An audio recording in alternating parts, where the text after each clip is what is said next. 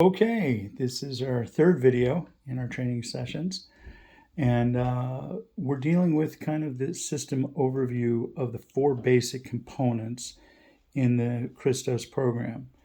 And those are a personal education plan, which we call PEP, the issue of mastery-based education, which most people involved in classical education would be familiar with, and then the question of asynchronistic video education and synchronistic non-video education, clarifying the dynamics that are there.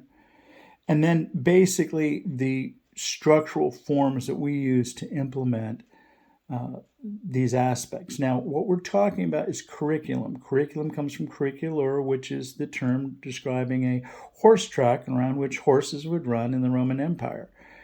And it's the idea of how do you run the race. So we start off with the idea of the Imagi Dei.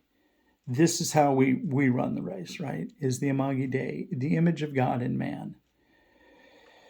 It's a very complex theological discussion of, how man is made, but I'm going to assert something here as a theologian. I'm going to suggest that the tripartite nature of man, that people oftentimes want to equate with the Imagi Dei of intellect, emotion, and will, actually is a misrepresentation of the soul, where the spirit of man is power, love, and sound-mindedness under God. When the spirit is alive, we've been given a spirit of power, a spirit of love, and a spirit of sound-mindedness. That's the spirit of God,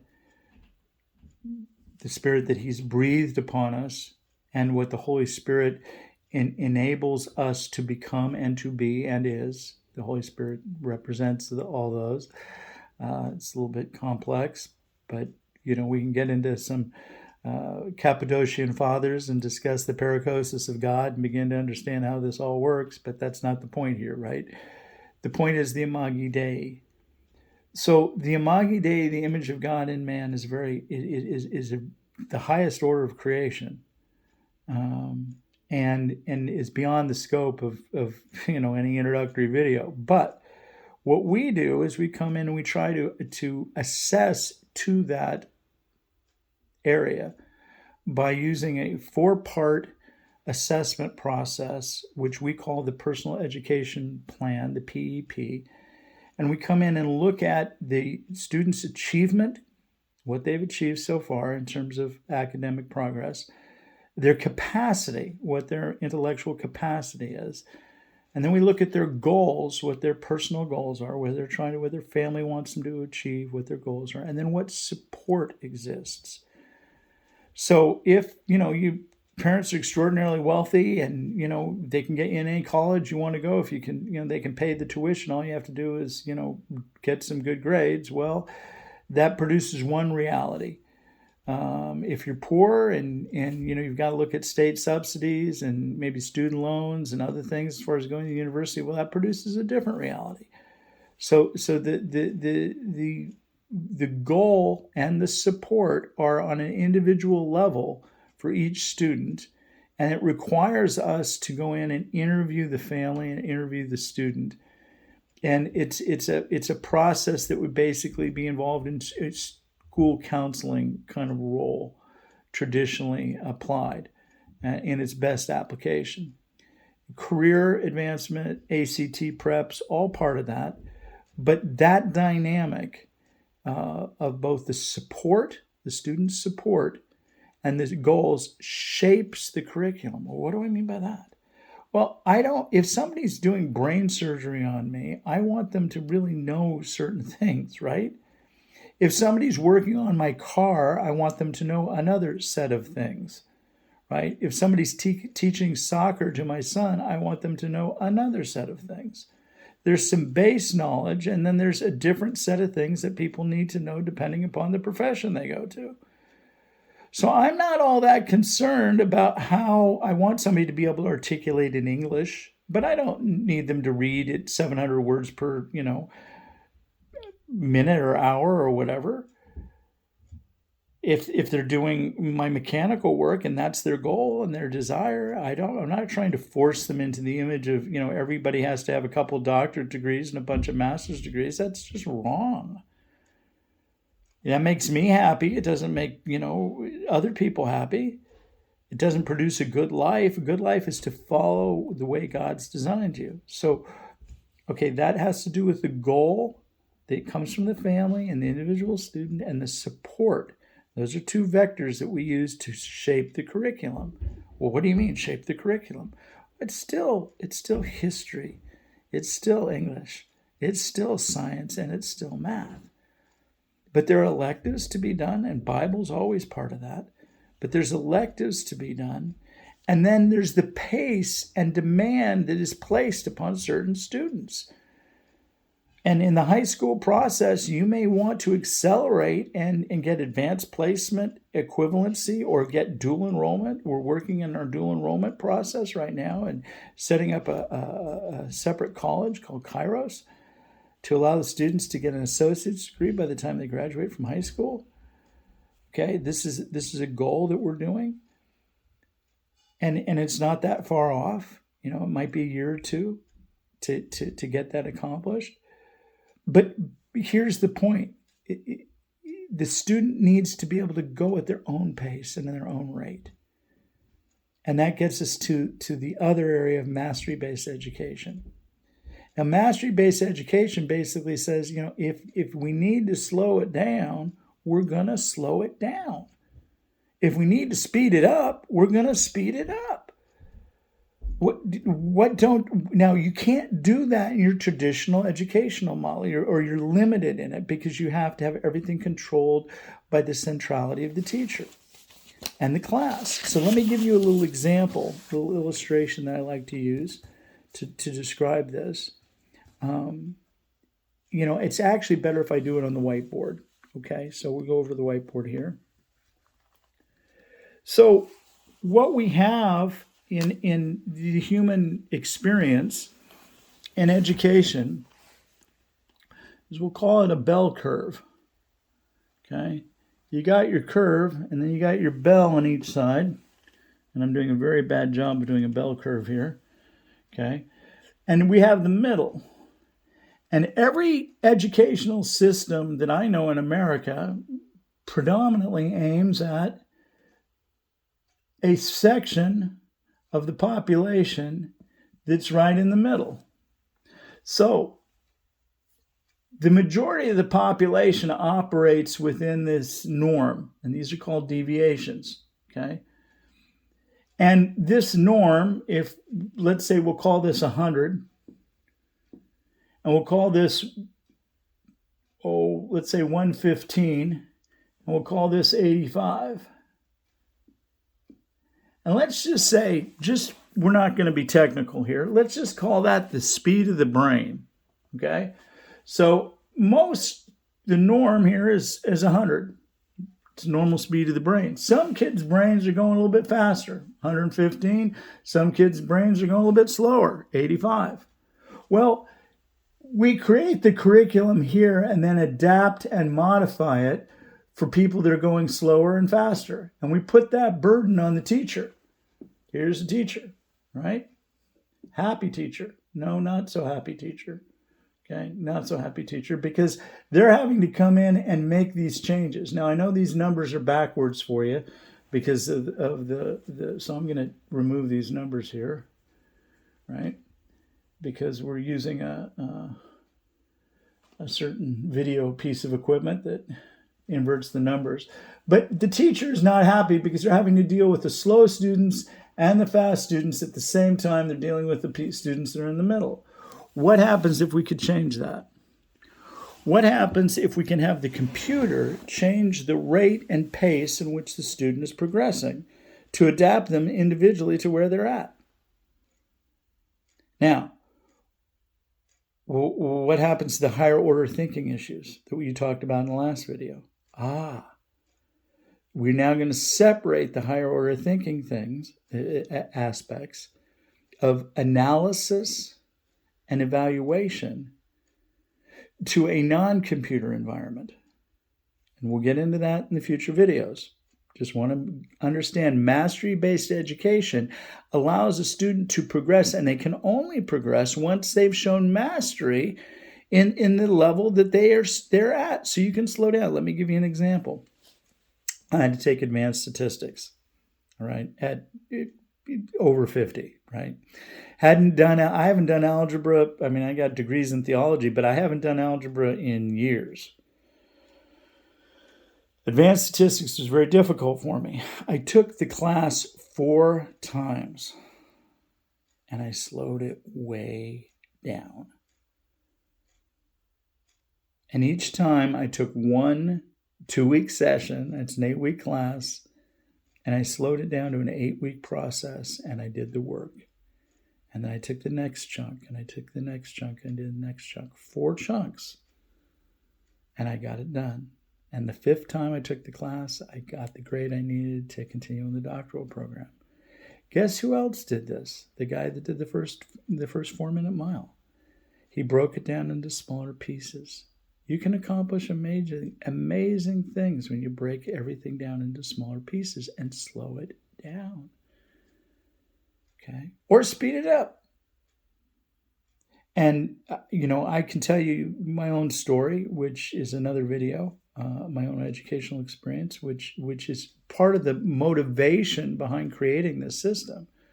But allowing kids to go at their own pace is there's nothing like it. There's nothing like it because they love it.